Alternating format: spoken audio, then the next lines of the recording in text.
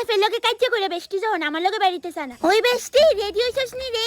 Wow nice makeup বেস্টি, আমি যাইতাম না। তোমার কি তাকস বেস্টি আমনের ফ্রেন্ডের না বান্ধবী বাদাম নির্বিয়া বইলা কথা না গেলে হইবো রেডিও। বিশাল লগে বড় সরো গাজ্জা লাগছে, হ্যাঁ বলে যাইতো না আর আমারও মুড নাই। হ্যাঁ রে গলি মার তোর বিশাল রে হেড তলে বইলা থাকলে হইবো হেন জানিস নি কত হ্যান্ডসাম হ্যান্ডসাম ফুলাবেন থাকবো।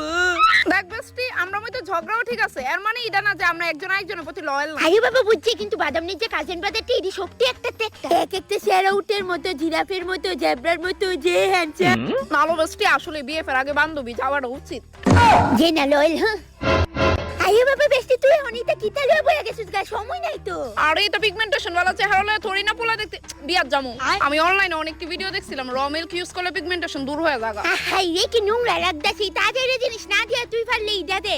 এটা আবার কি প্রোডাক্ট বেস্টি? এটা হইছে ল্যাকমি পারফেক্ট রেডিয়েন্স সিরাম। এর মধ্যে আছে 7% নিয়াসিনামাইড কমপ্লেক্স। এর মেইন কাজ হইছে পিগমেন্টেশন দূর করো। এই